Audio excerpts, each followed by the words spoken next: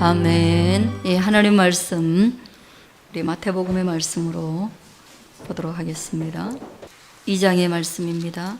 지난주에 이어서 읽는 것은 11절부터 우리 같이 23절까지 한번 읽어보도록 그렇게 하겠습니다. 시작. 집에 들어가 아기와 그의 어머니 마리아가 함께 있는 것을 보고 엎드려 아기께 경배하고 보배합을 열어 황금과 유향과 모략을 예물로 드리니라. 그들은 꿈에 헤로데게로 돌아가지 말라 지시하심을 받아 다른 길로 고국에 돌아가니라. 그들이 떠난 후에 주의 사자가 요셉에게 현몽하여 이르되 헤롯이 아기를 찾아 죽이려 하니 일어나 아기와 그의 어머니를 데리고 애굽으로 피하여 내가 네게 이르기까지 거기 있으라 하시니 요셉이 일어나서 밤에 아기와 그의 어머니를 데리고 애굽으로 떠나가 헤롯이 죽기까지 거기 있었으니 이는 주께서 선지자를 통하여 말씀하신 바 애굽으로부터 내 아들을 불렀다 함을 이루려 하심이라. 이에 헤롯이 박사들에게 속은 줄 알고 심히 노하여 사람을 보내어 베들레헴과 그 모든 지경 안에 있는 산의 아이를 박사들에게 자세히 알아본 그때를 기준하여 2살부터 그 아래로 다 죽이니 이에 선지자 예레미야를 통하여 말씀하신 바 라마에서 슬퍼하며 크게 통곡하는 소리가 들린 라헬이 그 자식을 위하여 애곡하는 것이라. 그가 자식이 없으므로 위로받기를 거절하였도다 함이 이루어졌느니라. 헤롯이 죽은 후에 주의 사자가 애굽에서 요셉에게 현몽하여 이르되 일어나 아기와 그의 어머니를 데리고 이스라엘 땅으로 가라. 아기의 목숨을 찾던 자들이 죽었느니라 하시니 요셉이 일어나 아기와 그의 어머니를 데리고 이스라엘 땅으로 들어가니라. 그러나 아켈라오가 그의 아버지 헤롯을 이어 유대의 임금됨을 듣고 거기 가기를 무서워하더니 지시하심을 받아 갈릴리 지방으로 떠나가 나사렛이란 동네에 가서 사니 이는 선지자로 하신 말씀에 나사렛 사람이라 칭하리라 하심을 이루려 함이로라. 아멘. 할렐루야. 예, 이렇게 우리가 연결해서 말씀을 봅니다. 그렇지만 우리 또 한 주간 복잡한 삶을 살다 보면 지난 주일에 어떤 말씀을 들었는지 기억하는 것이 그리 쉽지 않지요. 그래서 제가 잠깐 지난주에 말씀을 조금 요약을 드립니다. 말씀은 그런 거예요. 동방에서 박사들이 별을 보고 예수님께서 있는 곳으로 찾아왔다 이렇게 말씀합니다. 분명한 것은 이스라엘 동쪽에 있었던 박사들입니다. 한 사람이 아니라 복수의 무리입니다. 그리고 그 박사들은 와이즈맨이라고 말씀을 드렸습니다. 그들은 연구하는 사람이며 학문하는 사람입니다. 특별히 무엇을 연구했겠느냐? 그들이 별을 연구하는 사람들 중에 속하였다. 그렇게 볼 수가 있습니다. 이런 별을 연구하면 지금은 천문학자이거든요. 창세기 1장 14절에 보면 하나님께서 별을 만드시고 난 뒤에 이 별에 대한 기능이 뭔가 설명하신 부분이 있어요. 그거는 별이라는 것은 이 땅의 징조를 나타낸다는 거예요. 그리고 그 별은 계절과 날짜와 해를 이루도록 하겠다. 그리고 별이 하나님 앞에서 창조되어서 사용되는 목적입니다. 그러니까 이 박사들은 징조를 분석하는 거죠. 징조. 그러니까 예언적 기능을 하는 것도 겸해서 했더라. 여러분 그렇게 아시면 될 것 같아요. 예. 제가 한참 됐는데 아마 몇 개월 지난 것 같아요. 돈 룩업이라는 영화를 본 적이 있습니다. 그 영화의 스토리는 그 대학원생으로 있는 연구하는 그 천문학자의 이야기예요. 그 천문학자가 행성의 궤도를 보다가 어느 하나의 혜성이 지구를 향해서 충돌하려고 다가오는 것을 보게 됩니다. 그런데 한 6개월 정도의 시간이 남아 있는데 이 사람이 너무 힘이 없는 어린 천문학도인 거예요. 그리고 이것들을 알리고 교수님들께 동의를 구하였지만 이 충격적인 혜성이 지구의 종말을 가지고 올 것이다라는 징조를 말하기에는 부담이 되는 거예요. 그러나 이것을 하나하나 입소문을 통해서 이 이야기가 번져나가게 합니다. 그런데 영화의 스토리상으로는 그런 거예요. 이야기가 막 번져나가는데 어디에서 막히냐 하면 통계를 내는 알고리즘을 연구하는, 그리고 블랙 코미디니까 여기에서 보면 약간 그런 거죠. 그 구글 그런 대표가 통계상으로 이거는 비껴갈 거다. 그리고 만약에 비껴가지 않는다고 해도 이것이 어떻게 통계학적으로 그리고 알고리즘적으로 해석이 되어 가지고 아주 큰 돈을 벌 수 있게 해줄 거라는 것 때문에 정치인 무리들이 하늘을 쳐다보지 못하도록 해서 이 예언을 믿지 않게 만들어요. 그리고 끝내는요 지구가 멸망합니다. 저는 이 영화를 보면서 뭐 영화가 저렇게 내용이 저래 그랬거든요. 근데 이 본문의 말씀을 생각하면서 너무 똑같은 거예요. 천문학자가 등장하고 그 천문학자가 징조를 분석해내고 그리고 그 분석한 것을 힘이 있는 임금에게 가서 이야기를 합니다. 그리고 그 징조 안에는 지구를 또는 인류를 구원할 메시아의 예언이 포함되어져 있습니다. 그렇게 해서 이 임금인 헤롯에게 가서 말을 했는데 그 헤롯이 그것을 믿었지만, 그 사실에 대해서는 믿었지만 그 인류의 메시아가 이 땅에 무엇을 할 것인가에 대한 의미를 받아들이지 않는 거죠. 그 내용이 너무 똑같은 거예요. 그래서 제가 웃었어요. 갑자기 본문을 보다가 그 영화가 생각이 나서 웃었습니다. 여러분, 이 동방 박사는요 오늘 예수님이 있는 집에 들어가서 그 아기에게 선물을 드리고 그리고 경배하며 절을 합니다. 그 선물은 세 가지예요. 한번 따라하겠습니다. 황금과 유향과 모략이다. 예, 우리가 찬송에서 불렀던 것처럼 황금을 왜 드렸을까? 그것은 예수님께서 이 땅에 왕으로 오셨다. 왕으로 오신 것을 믿는 믿음으로 황금을 드린 거예요. 주보에 나와 있는 것처럼 유향을 왜 드렸을까? 예, 이 유향은 나무에서 마치 고로쇠 액을 취하는 것처럼 그렇게 상처를 내가지고 액이 흘러나오면 굳어가지고 오늘 이 주보에 있는 이런 모양을 만들어냅니다. 이것을 태우면 향기가 나는데요, 우리나라가 보통 뭐 장례식이나 이럴 때 향나무를 태워서 향기를 내는 것처럼 이들은 이 유향을 태웁니다. 약재의 기능도 하지요. 그럼 뭐냐? 이거는 아까 우리 찬양 드렸죠. 왜 유향 드리느냐? 그분이 하나님의 아들로 인류의 구원자로 오실 것을 믿었기 때문에 동방박사 그들이 예수님께 와서 이것을 선물로 드린 것입니다. 마지막으로 모략이에요. 여러분, 이 모략은 무엇입니까? 예, 모략나무가 여기 있어요. 미르라는 거예요, 영어명으로는. 그리고 이것도 나와가지고 송진처럼 굳어지는 것인데, 이 굳어지기 전에 액체 상태로 있을 때는 굉장히 고가라는 거죠. 그리고 이 모략의 기능은 향수의 기능이에요. 그리고 마취제 역할도 한대요.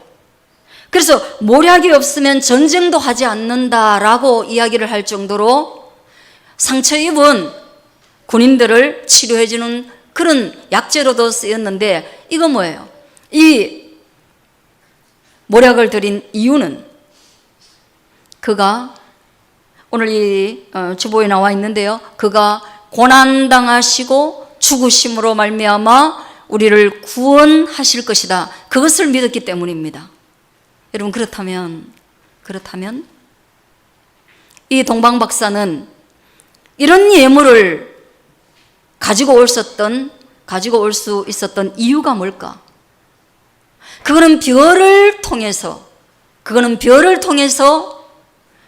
탄생하는 메시아가 이 땅 가운데 오셔서 어떤 역할을 할 것인가에 대한 정확한 의미 분석을 했다라는 얘기가 됩니다. 할렐루야. 저와 여러분이 이 땅 가운데서 교회에 나오고 예수님의 이름을 부르고 하나님 아버지를 부릅니다. 그리고 순서를 따라서 하든, 또한 식사 때 하든, 여러분이 고난을 당하였을 때 하든 기도를 합니다. 그리고 우리는 장례식장에 갔다 오면 정말 과연 죽음 후에 우리가 어떻게 될까라는 생각을 하게 됩니다. 연로하시고 늙어가는 부모님을 바라보면서 영원한 이별이라는 것도 한번 생각해 보게 됩니다. 그러면 여러분, 이런 모든 것들이 총체적으로 우리 안에 들어오게 되고, 그리고 우리가 하나님 앞에 인생으로서 예배를 드릴 때 여러분은 과연 오늘 이 엎드려 절하며 예수님을 대면할 때 그를 왕으로 인정하는 황금의 요소에 대한 믿음, 그 신앙을 가지고 있는지 우리가 돌아볼 수 있어야 합니다. 여러분, 예수님을 진정 왕으로 인정하고 계십니까? 그래서 예수님의 명령을 그 어떤 명령보다 귀하게 생각하고 그 명령을 따를 준비가 되어 있습니까? 그게 있어야 우리는 믿음의 사람이에요. 두 번째, 예수님은 그냥 훌륭한 선생이요? 예수님은 스스로 인생을 열심히 사셨지만 나와는 무관한 그런 존재입니까? 아니란 말이에요. 우리가 믿음이 있다면, 그에게 유향을 드릴 만한 믿음이 있다면, 그분은 하나님의 아들, 죄된 육체의 몸을 빌어오지 아니한 거룩하신 하나님의 아들인 것을 믿는 믿음으로 그분의 이름을 불러야 할 줄로 믿습니다. 또 하나, 모략입니다. 여러분, 십자가에 못 박히신 예수 그리스도의 모습을 생각하고, 정말 무덤에 묻힌 악취나는 우리 인생을 생각하고, 시신이 썩어져가는, 그래서 죽음의 냄새를 풍기는, 우리가 걸어가는 모든 발자국마다 은혜의 향기보다는 죄의 냄새를 풍기는 우리에게 새로운 향기로 오셔서 새로운 냄새를 풍기게 하고 새 사람이 되게 하시는 그 십자가의 구원, 그래서 그가 고난당하신 거, 그것을 저와 여러분이 믿을 수 있게 되어지기를 바라는 것입니다. 동방박사가 알았던 그 믿음을 오늘 더 명확하게 기록된 성경을 통하여서 저와 여러분도 믿고, 믿는다면, 저와 여러분이 그 예수님을 믿는다면 오늘 엎드려 경배하는 거 너무나 자연스러운 일 아닙니까? 여러분, 여기 와서 마음의 무릎을 조아린다는 거 너무나 당연한 일 아닙니까? 죄를 고백한다는 거, 그게 무슨 부끄러운 일입니까? 그 예수님 앞에 나를 통치해달라고, 내 인생을 통치해달라고 말씀드리는 거, 그게 무슨 어색한 일입니까? 저는 여러분이 그것을 너무나 자연스럽게 교회에서뿐 아니라 일상에서도 그렇게 할 수 있게 되어지기를 축원드립니다. 3주째 여러분에게 말씀드립니다. 하나님이 왜 목자를 만나주셨는가? 왜 하나님은 뜬금없이 목자들을 만나주셨나? 그리고 하나님은 왜 유대 땅의 수많은 전문가들을 버려두고 어딘지도 알 수 없는 그 동방에 있는 사람들에게 메시아의 이 계시를 알려주셨나? 여러분, 왜 그랬을까요? 저는 또다시 한번 여러분에게 말씀드립니다. 일상의 삶에 헌신하고 충성스럽게 이 땅을 살아가는 그 사람들에게 그리스도 예수께서, 하나님께서 찾아오시고 만나주신다는 것을 기억할 수 있게 되어지길 바랍니다. 매일 게으르고 주어진 일에 불평하고 원망하고, 그러면서도 하나님이 없다라고 말하고, 하나님이 나를 만나 주려고 하지 않는다, 하나님은 나에게 찾아오시지 않는다, 하나님 정말 살아계신가? 그것은 비이성적이고 비과학적이지 않는가? 투덜거리고 원망하기 이전에 저는 여러분에게 권고드립니다. 여러분에게 하나님이 이미 허락해 주신 그 삶의 자리에서 최선의 삶을 살 수 있게 되어지기를 바랍니다. 예. 우리 믿는 게 뭐예요? 과학 믿는 거 아니에요. 우리 믿는 게 뭐예요? 한번 따라하겠습니다. 우리는 약속을 믿습니다. 예, 하나님의 언약을 믿습니다. 하나님의 약속, 구약과 신약을 믿어요. 어떻게 믿어요? 아니, 그 약속 말 한마디로 믿습니까? 아니요. 그 약속이 한 가지 이루어지는 것을 보면서 우리는 하나님의 약속은 시건치 않고 신실하게 이루어진다는 것을 믿는 것입니다. 할렐루야. 그리고 그 약속이 오늘 여기 유대 땅 베들레헴에서 동방 박사들에게 성취되었어요. 역사 속에서 성취되었기 때문에 동방 박사들도 믿고 저와 여러분도 믿는 것입니다. 그렇다면 왜 일상의 삶을 신실하게 살아야 합니까, 여러분? 예? 일상을 신실하게 사는 사람이야말로 약속이라는 것이 얼마나 무겁고 얼마나 책임을 다해야 되고 얼마나 인내해야 되고 얼마나 신실해야 되는지 알기 때문에, 약속을 남발하고 무책임하고 일상을 허드레로 사는 사람들은, 신실한 사람들이 작은 약속 하나도 지키기 위해서 땀 흘리는 과정을 모릅니다. 그런 사람에게 하나님 나타나셔가지고 베들레헴에 이끌어가도 창세기 3장의 그 언약이 얼마나 무거운지 모릅니다. 그러면 복음이 어떻게 값어치를 드러내겠습니까? 동방 박사들이 알고 있었던 메시아, 동방의 메시아, 그 무게를 알았기 때문에 그들은 오늘 예수께 갈 때 빈손으로 간 것이 아니라 황금과 유향과 모략을 함에 담아서 갖고, 그 함의 이름을 우리는 보배 합이라고 부르는 것입니다. 할렐루야. 그러므로 저와 여러분의 믿음의 고백, 우리가 황금의 믿음의 고백, 유향의 믿음의 고백, 모략의 믿음의 고백을 하는 우리의 심령은 바로 과거의 동방 박사가 가졌던 우리 스스로가 질그릇에 보화를 담은 보배 합이라는 것을 믿을 수 있기를 축원합니다. 이것이 오늘 본문의 말씀이에요. 여러분, 헤로데게로 돌아가지 말라고 꿈을 꿨어요. 왜? 헤롯이 딴 생각을 하니까. 헤롯이 바르게 해석하지 않으니까. 아니, 바르게 해석했다고 해도 그를 따를 마음이 없으니까. 자기가 왕이지 예수님이 왕이 되면 안 되니까. 모두가 자기에게 충성해야지 예수께 경배하는 것은 용납할 수 없으니까. 그는 얼마나 왕직에 전전긍긍했는지, 그는 아들도 왕권을 위해서 죽였고 아내도 죽인 그런 사람입니다. 다른 길로 자기의 고국 동방으로 돌아갔습니다. 그리고 난 뒤에 그들이 떠나고 주의 사자가 또 요셉의 꿈에도 나타났습니다. 그리 없던 시대에 하나님의 계시의 통로는 종종 꿈이었습니다. 그러나 오늘날 우리는 꿈에 의존하지 않습니다. 왜냐하면 오늘은 하나님의 말씀이 우리에게 너무나 정확하게 주의 뜻을 알려주기 때문입니다. 할렐루야. 그래서 요셉이 헤롯이 아기를 죽이려 한다는 걸 알고 아기와 그의 어머니를 데리고 애굽으로 피신을 하게 됩니다. 가끔 저는 애굽으로 피신할 때 출애굽 사건을 보죠. 입애굽하면서 얼마나 힘들게 갔을까요? 아마 그때 황금이나 유향이나 모략이 또 사용되었을 겁니다. 그것이 의미하는 영적 의미가 있지만 육체적으로는 애굽에 가서 어떻게 먹고 살았겠어요? 그죠? 예, 그 금 얼마인지는 몰라도 팔아서 살았을 것이다. 또 그 사막을 지나가면서 여러분 그쪽 사람들은 물로 샤워한다는 것은 생각도 할 수 없습니다. 심하게 그들은 대변을 보고도 모래로 닦습니다. 그 대변을 닦는 그 보드라운 모래가 별도로 있는 거예요.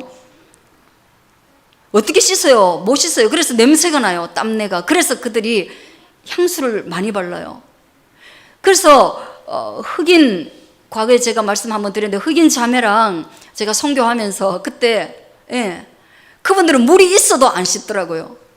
그래서 샤워실을 빌려드렸는데 안 씻어요. 그리고 그냥 그 향기를 나는 거를 막 머리고 뭐 이렇게 발라가지고 그분들이 쓰고 난 뒤에 화장실 문을 열면 감당이 안 돼요. 우리한테는 그 채취가 너무 강해갖고 몸의 채취를 능가하는 향수의 채취예요. 그래서 이게 신분을 따라서 싼 것에서부터 비싼 걸 이렇게 쓴단 말이에요. 그때 애굽에 가서 그리고 가면서 오면서 그걸 사용하지 않았겠는가 그런 생각도 합니다. 그렇게 애굽으로 피신을 한 거예요. 그런데 문제가 아주 심각하게 등장합니다. 이 분노한 헤롯이 뭐예요? 동방 박사들이 자기에게 와서 자세히 물었던 그 때로부터 계산해 가지고 2살 아래의 모든 아이들을 죽여버립니다. 그게 몇 절에 나오죠? 2살 아래로 있는 아이들을 다 죽입니다. 16절에 나와요. 남자아이들이 몰살을 당하는 한때를 맞이합니다. 이런 것들을 통해서 우리는 예수님의 역사를 추정하기도 하고 연대를 계산하기도 하는데요.